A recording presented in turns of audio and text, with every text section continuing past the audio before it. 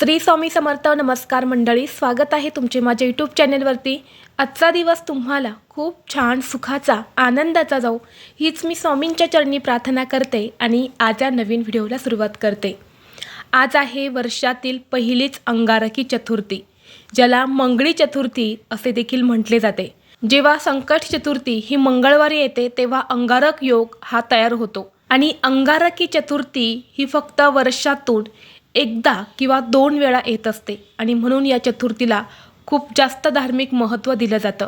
जर आपण या अंगारकी चतुर्थीला व्रत करून गणपती बाप्पांची पूजा केली तर आपल्याला वर्षातील 21 संकष्टी चतुर्थीचं फळ जे आहे तर ते प्राप्त होत असतं आणि म्हणून या दिवशी व्रताला अनन्यसाधारण महत्त्व दिले जाते. अंगारकी चतुर्थीचे व्रत हे अतिशय महत्त्वाचे असल्यामुळे या दिवशी अगदी घरातील लहान मुलांपासून ते मोठ्यांपर्यंत सर्वजण व्रत करून गणपती बाप्पांची पूजा करत असतात. या दिवशी गणेश तत्व हे पृथ्वी तलावरती खूप जास्त प्रमाणामध्ये जागृत असते. या दिवशी साक्षात श्री गणेश आपल्या भक्तांना आशीर्वाद देण्यासाठी पृथ्वीवरती येत असतात आणि म्हणून गणेश तत्व हे पृथ्वीवरती 1000 पटीने कार्यरत असते. अंगारकी संकष्टी चतुर्थी म्हणजे संकटांचा नाश करणारी चतुर्थी मानली जाते. जो खऱ्या मनाने या दिवशी उपवास करून गणपती बाप्पांची विधिवत पूजा करतो, श्री गणेश त्याचे सर्व संकट अडचणी दूर करतात. त्याच्या जीवनात मंगल गोष्टी स्वतः घडवून आणत असतात आणि प्रत्येक कामात यश मिळवून देतात. गणपतीला विघ्नहर्ता असं देखील म्हटलं जातं. त्यामुळे आपल्या भक्तांना कोणत्याही संकटात ते एकटे कधीच सोडत नाही. या दिवशी श्री गणेश त्यांच्या मूळ स्वरूपात नसून 4 मस्तक आणि 4 हाताच्या रूपात असतात. त्यामुळे या दिवशी गणेश तत्व हे जास्त प्रमाणामध्ये जागृत असते आणि या दिवशी ज्योतिषशास्त्रामध्ये अतिशय काही प्रभावी उपाय आणि सेवा सांगितल्या जातात, ज्या आपण या अंगारकी चतुर्थीला केल्या तर त्या खूप प्रभावी ठरत असतात. आणि म्हणून आज व्हिडिओमध्ये मी तुम्हाला एक अतिशय प्रभावी असा उपाय सांगणार आहेत. आज वर्षातील पहिलीच अंगारकी चतुर्थीला तुम्ही उपवास नाही केला तरीही चालेल, पण संध्याकाळी घरातून बाहेर फेका ही एक वस्तू. ही वस्तू बाहेर फेकल्याने 7 पिढ्यांचे दारिद्र्य नष्ट होऊन वर्षभर आपल्या घराची, मुलांची, पतीची भरभरून प्रगती होईल. घरात अखंड लक्ष्मी वास करेल.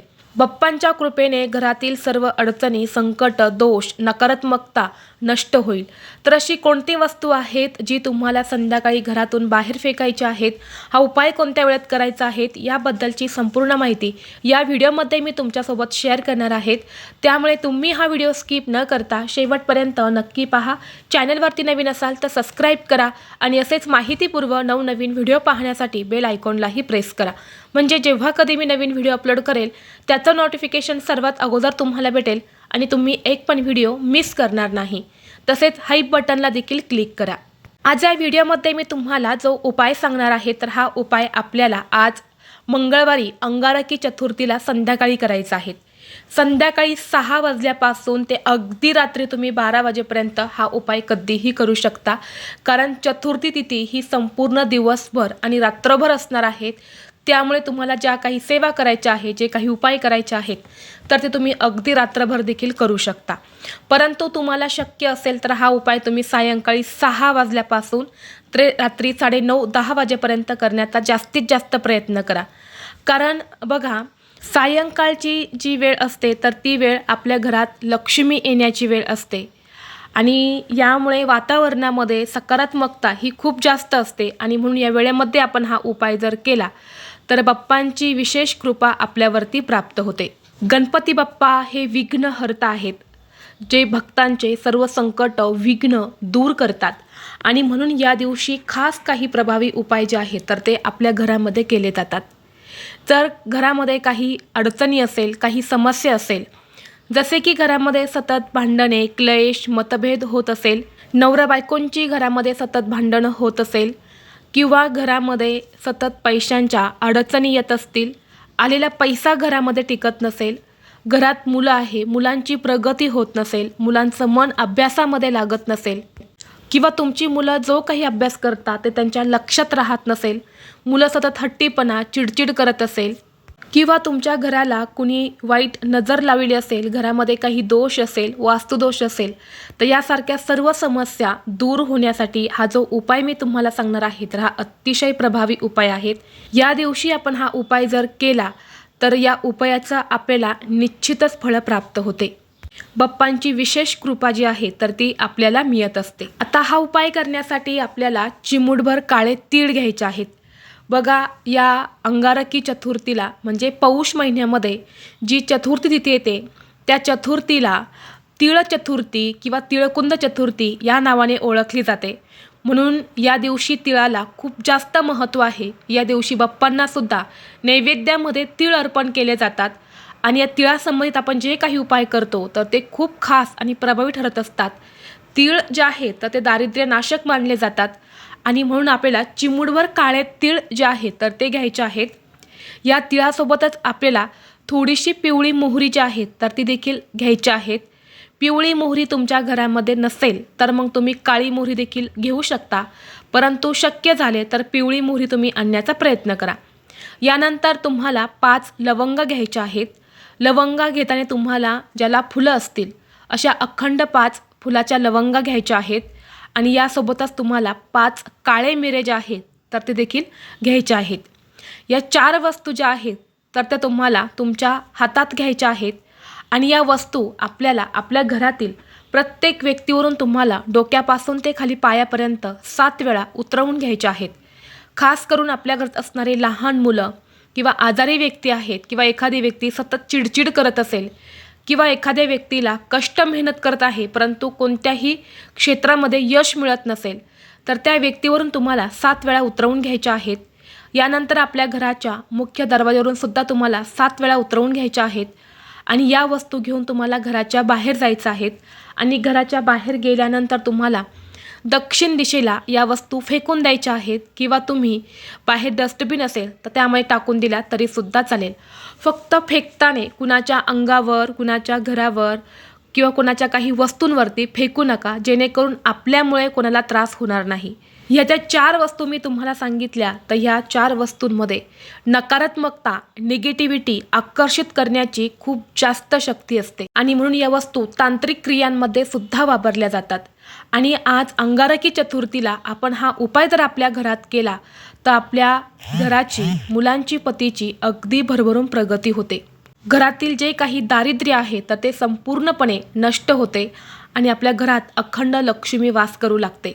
घरातील अनेक अडचणी, समस्या ज्या आहेत तर त्या घरातून पूर्णपणे निघून जातात आणि बाप्पांची विशेष कृपा ही आपल्या कुटुंबावरती राहते. तसेच मुलाबाळांची अभ्यासामध्ये प्रगती होते. अभ्यासामध्ये कुठल्याही प्रकारच्या अडचणी ज्या आहेत तर त्या येत नाही आणि म्हणून तुम्ही हा उपाय जो आहे तर तो आज अंगारकी चतुर्थीला नक्की करायचा आहे. त्याचबरोबर जर तुमचा एखादा मुलगा असेल, मुलगी असेल, त्याला अभ्यासामध्ये काहीतरी प्रकारच्या समस्या येत असतील, जसे की बघा, मुलांचं अचानक अभ्यास करण्याचं मन जे आहे तर ते उडून जातं. मुलांना अभ्यास करावासा वाटत नाही, त्यांचं लक्ष अभ्यासामध्ये लागत नाही. बऱ्याच वेळा बघा, मुलं वाईट व्यसनीसुद्धा लागत असतात. काही मुलं तर भरपूर अभ्यास करतात परंतु परीक्षेला गेले की त्यांना काहीच आठवत नाही किंवा काही मुलांचा आत्मविश्वास हा खूप कमी असतो. किंवा तुमच्या मुलाला किंवा मुलीला शाळेमध्ये ॲडमिशन घ्यायचं आहे परंतु तिथे त्यांचं ॲडमिशन होत नसेल किंवा मुलांना नोकरी प्राप्ती व्हावी, सरकारी नोकरी लागावी अशी तुमची इच्छा असेल तर या दिवशी तुम्हाला मुलांसाठी खास करून एक प्रभावी उपाय करायचा आहे. तुम्हाला काय करायचं आहे, एक नारळ घ्यायचा आहे. ज्या नारळामध्ये पाणी असेल असा नारळ तुम्हाला घ्यायचा आहे. एक लाल रंगाचा धागा घ्यायचा आहे, ज्याला कलाव्याचा धागा किंवा मौली धागा असं म्हणतात, तर तो धागा तुम्हाला घ्यायचा आहे आणि तो धागा तुम्हाला तुमच्या मनातील इच्छा, मनोकामना व्यक्त करत त्या नारळावरती तुम्हाला 7 वेळा गुंडाळून घ्यायचा आहे.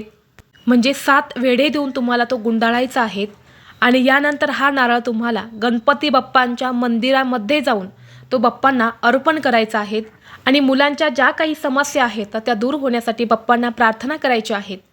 हा उपाय जर मोठी मुलं असेल तर स्वतः मुलांनी केला तर अतिशय उत्तम.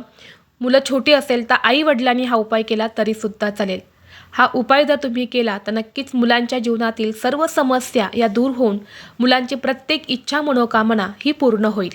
त्याचबरोबर तुमचा एखादा छोटा मोठा उद्योग व्यवसाय असेल आणि त्या व्यवसाय संबंधित काही अडचणी असेल, काही समस्या असेल, व्यवसाय तुमचा चांगला चालत नाही, हवं तसं गिऱ्हाईक येत नाही, तर व्यवसाय चांगला चालावा यासाठी तुम्हाला एक उपाय सांगते, तो करायचा आहे. आज तुम्हाला मग गणपती मंदिरामध्ये जाऊन एक मूठभर हिरवे मूग अर्पण करायचे आहेत आणि तिथेच बसून तुम्हाला एक वेळा गणेश चालिसाचा पाठ करायचा आहे. असं जर तुम्ही आज अंगारकी चतुर्थीला केलं तर सर्व अडचणी या व्यवसायातील दूर होतात. व्यवसाय हा आपला खूप चांगल्या प्रकारे आणि व्यवस्थित चालू लागतो आणि म्हणून तुम्ही व्यवसायामध्ये वृद्धी होण्यासाठी हा एक उपाय जो आहे तर तो करू शकता. त्याचबरोबर पुढचा उपाय हा देखील तितकाच प्रभावी आहे. हा उपाय आपल्याला का करायचा आहे? जर तुमच्या घरामध्ये सतत अडचणी, संकट येत असेल, कोणतीही महत्त्वाची कामं पूर्ण होत नसेल, घरामध्ये कोणतंही शुभकार्य हे निर्विघ्नपणे पार पडत नसेल किंवा तुमच्या आयुष्यामध्ये खूप शत्रू वाढलेले आहेत, मग हे शत्रू घरातलेच आहे किंवा शेजारचे आहे किंवा बाहेरचे शत्रू आहे. काही शत्रू हे गुपित असतात, ते गुप्तवार आपल्यावरती करत असतात. शत्रूंपासून मुक्तता मिळवण्यासाठी, मनातील कोणतीही इच्छा पूर्ण होण्यासाठी तुम्हाला हा पुढचा उपाय जो आहे तर तो करायचा आहे. उपाय करण्यासाठी तुम्हाला एक लिंबू लागणार आहे. पिवळसर रंगाचा एक लिंबू घ्यायचा आहे. त्या लिंबावरती कोणताही काळा डाग असायला नको. एक चांगला पिवळसर असा लिंबू घ्यायचा आहे. लाल पेनाने त्या लिंबावर तुम्हाला तुमची इच्छा लिहायची आहेत, जसे की नोकरी प्राप्ती, धनप्राप्ती, शारीरिक, मानसिक, मुलांची प्रगती, कर्जमुक्ती, शत्रुनाश, जी काही इच्छा असेल तर ती इच्छा तुम्हाला अगदी 2 ते 3 शब्दामध्ये त्या लिंबावरती लिहायची आहेत. यानंतर गणपती बाप्पांसमोर बसून तुम्हाला बाप्पांसमोर दिवा लावायचा, लिंबू आपल्या उजव्या हातात घ्यायचा आणि यानंतर ओम गण गणपते नमः, ओम गण गणपते नमः या मंत्राचा 108 वेळा जप करायचा. मनोमन आपली इच्छा व्यक्त करायची आहेत आणि लिंबू हा तुम्हाला गणपती बाप्पांच्या मूर्तीमागे ठेवायचा आहे किंवा फोटो असेल तर फोटो मागे ठेवून द्यायचा आहे. दुसऱ्या दिवशी 7 जानेवारी 2026 वार बुधवार या दिवशी तुम्हाला सकाळी स्वच्छ स्नान करून उठायचं आहे. तो लिंबू तुम्हाला बाप्पांच्या मागून उचलून घ्यायचा आहे आणि जिथे कुठे वाहते पाणी आहे तर त्या वाहत्या पाण्यामध्ये तुम्हाला तो लिंबू विसर्जित करायचा आहे. तर हा उपाय महाशिवपुराणात सांगितलेला आहे आणि हा उपाय देखील तुम्ही इच्छापूर्तीसाठी नक्कीच करू शकता. हे सर्व उपाय जे आहे तर ते अत्यंत प्रभावी आणि सात्विक आहेत, त्यामुळे तुम्ही नक्की करा. हे उपाय केल्याने तुमच्या जीवनातील सर्व समस्या या नक्कीच दूर होतील. तर ही अत्यंत महत्त्वाची माहिती मला तुमच्यापर्यंत शेअर करायची होती. व्हिडिओ तुम्हाला आवडला तर लाईक करा, चॅनलवरती नवीन असाल तर सबस्क्राईब करा आणि हा व्हिडिओ आपल्या मित्रपरिवारासोबत शेअर करा.